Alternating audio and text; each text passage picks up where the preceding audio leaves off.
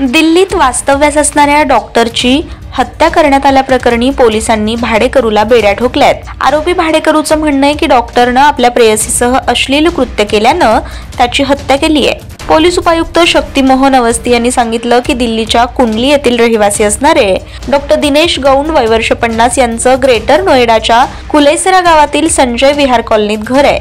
23 जानेवारीला त्यांनी कुशीनगरमधील रहिवासी इम्तियाज आणि एका महिलेला बंगल्यातील एक रूम भाड्यानं दिली होती। मोहन अवस्थी यांच्या म्हणण्यानुसार आरोपी इम्तियाजची चौकशी केली असता त्यानं सांगितलं की 25 जानेवारीच्या रात्री दिनेश दारू पिऊन आला आणि इम्तियाज याच्या प्रेयसीला खोलीत बोलावलं। आरोपींच्या म्हणण्यानुसार दिनेशनं काही ना काही कारणानं त्याला थोड्या वेळासाठी बाहेर पाठवत त्या दरम्यान तो महिलेसह छेडछाड करू लागला। आरोपीने दिनेश आपल्या प्रेयसीसह अश्लील कृत्य करत असल्याचं पाहिलं आणि त्यानंतर दोघांमध्ये हाणामारी झाली।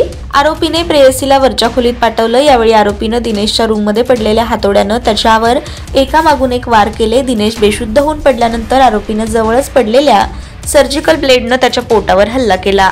हत्येनंतर तो आपल्या प्रेयसीसह घटनास्थळावरून फरार झाला होता। आरोपी इम्तियाजला बुधवारी अटक करण्यात आली आहे। कोर्टात हजर करण्यात आलं असता त्याला 14 दिवसाची न्यायालयीन कोठडी सुनावण्यात आली आहे। पुढील तपास सुरू आहे।